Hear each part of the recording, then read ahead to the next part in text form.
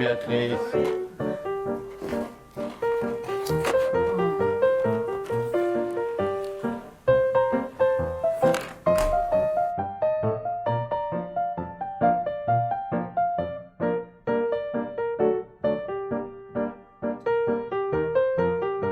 Louis, tu es né en quelle année? En 1933.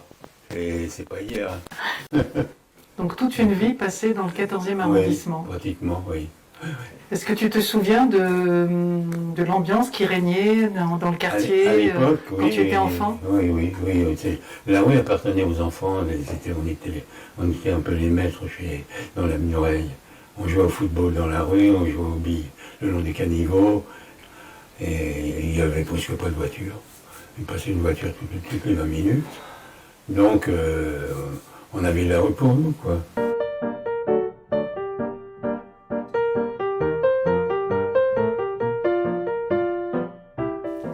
Louis, tu es d'origine corse? Oui. Ou même peut-être même carrément corse. Tes deux parents sont corses? Ils sont Ou... tous corses. Tout le monde est corse, voilà. Oui. Et je crois qu'en plus, dans ton environnement, c'était vraiment le clan des Corses dans le quartier. Il y en avait partout, dans toutes les rues. Il y en avait pas mal, oui. Oui. Il y en avait... il y avait déjà toute ma famille, on était nombreux à l'époque. Il y avait mes oncles, mes tantes, mais autrement... Ils vivaient dans quelle rue alors, tous ces gens? Il y a un Passereil, il y avait ma tante, mon oncle, rue d'Aviel, j'avais aussi une tante qui habitait rue d'Aviel, et une partie dans rue de Glacière aussi. À l'hôpital Sainte-Anne, toute ma famille y a travaillé, mes oncles, mes tantes, mon père, ma mère. Donc une partie de la famille à l'hôpital Sainte-Anne et Ouais. l'autre famille très sensible à la musique, c'est bien ça? Oui, c'est ça, oui. Pas nombreux, mais enfin j'avais un oncle qui jouait d'accordéon, et c'est lui qui m'a initié, et j'ai commencé à apprendre l'accordéon, j'avais 8 ans, quoi.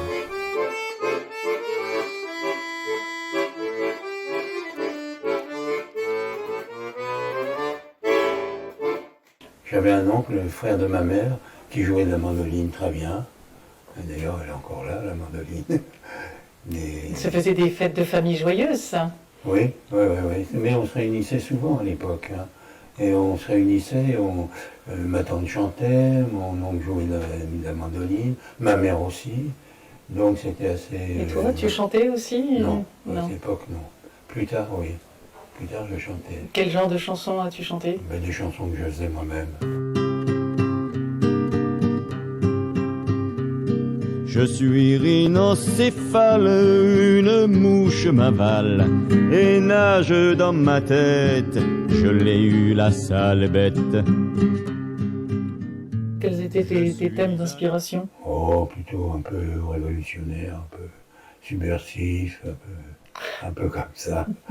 Et pas toutes, hein. Il y en a qui étaient les filles de la mer, par exemple, une chanson mélodique qui revendique rien. Un peu poétique, quoi. Prétention poétique. Il y a une tradition de lutte politique dans ta famille? On peut dire ça, oui. Mon père a fait de la résistance pendant la guerre, dès le début d'ailleurs, c'est pas un résistant de la dernière minute. Déjà dans les années 40, il avait un groupe d'amis c'était des résistants. Quand on est gosse, on sent bien les choses. Et je sentais que mon père était quand même... prenait des risques. Et j'avais énormément peur de ne pas le revoir. Ça m'occupait l'esprit. Quand je voyais pas mon père arriver, parce qu'il m'avait dit, tu sais, tu sais, je suis toujours pris pour des choses spéciales, mais surtout si on t'interroge, tu parles de rien. J'avais appris le silence déjà. C'est une qualité première chez les Corses, le silence. Ouais. On l'apprend dès le berceau. Et ensuite, tu as fait partie du groupe des 5 Pères. Oui, c'est ça. Ouais. Et eux, ils avaient commencé avant moi, hein, 15 ans avant même. Ils ont commencé très tôt. Ils étaient plus âgés que moi. Et puis, je les ai retrouvés dans la course, quoi, au moment où ils étaient déjà connus. Vous êtes produit aux Folies Bergères, je crois. Ah non, une année. Toute une année aux Folies Bergères. Belle expérience. On a fait toute l'Europe. Hein. On a fait une partie de l'Afrique aussi, pas l'Afrique du Nord. Hein. Et puis après, après j'ai fait mon chemin tout seul. Je les ai aidés aussi, on s'est séparés. Voilà. On s'est séparés parce que d'abord les contrats n'étaient plus ce qu'ils étaient. Et on était un peu dans la mouise, un peu dans la dèche, je veux dire. Donc on s'est séparés, et puis moi j'ai fait mon chemin tout seul.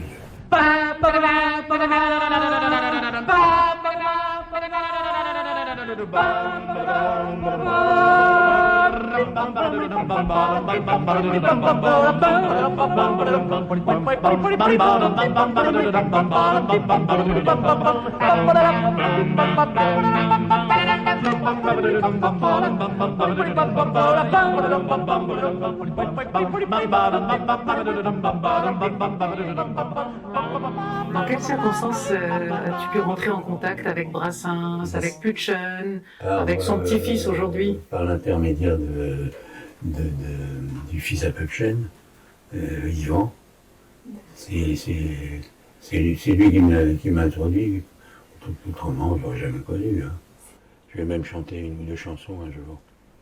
Et alors, quel était son verdict? Il m'a dit c'est bien, mais t'arrives trop tard, il y a les yéyés. Il était impressionnant. Ouais, il était. Ben, c'est-à-dire qu'il était pas du tout prétentieux. Et c'est par ça qu'il était impressionnant. C'est pas quelqu'un qui avait la grosse tête, comme on dit vulgairement. Et il était très simple.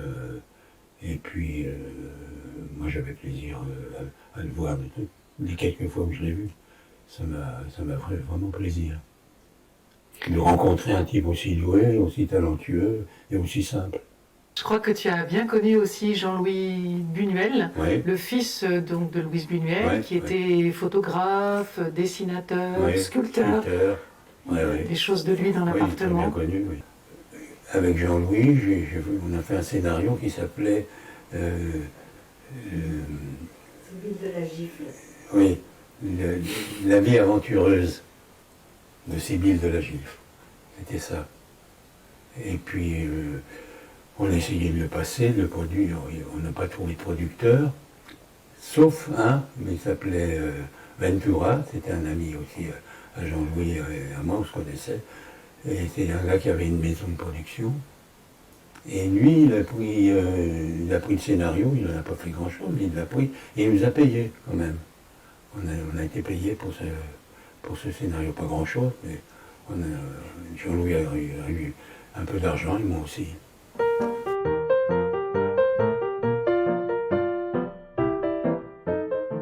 Pour quelle raison as-tu fait des cases dans les banques? Mais il n'y a pas vraiment de raison, c'est-à-dire que à l'époque, je connaissais pas mal d'anarchistes, et puis la reprise chez les anarchistes, c'était une façon de pratiquer et de penser aussi. Donc les banques pour nous, c'était l'ennemi numéro un, on allait chercher l'argent là où il était. C'était uniquement ça. Et puis on a fait ça plusieurs fois. Jusqu'au jour où ça s'est arrêté, parce qu'on nous a arrêtés.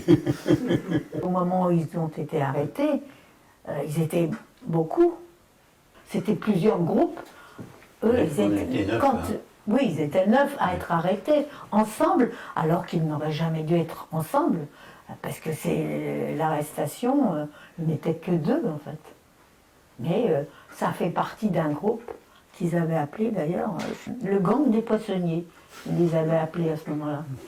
Et tu t'es retrouvé Oui. derrière les barreaux à Fresnes. Oui, Et c'est ça. comment votre couple a résisté à une telle épreuve qui a duré quand même 5 Encore. années? Oui. Ben, la question se pose, mais je vais demander à Ghislaine comment tu as fait pour tenir le coup. Je pense que c'est...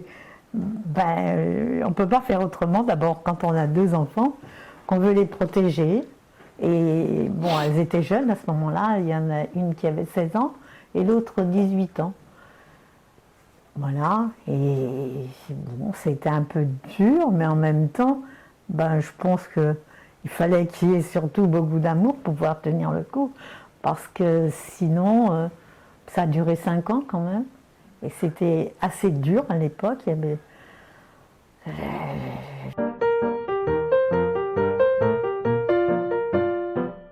Vous avez un arbre préféré tous les deux dans le, Ah oui. dans le Oui. parc?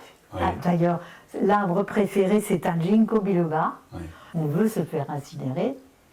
Et on voudrait qu'en douce, on mette les cendres sous le ginkgo biloba. En douce, sans qu'on nous voit.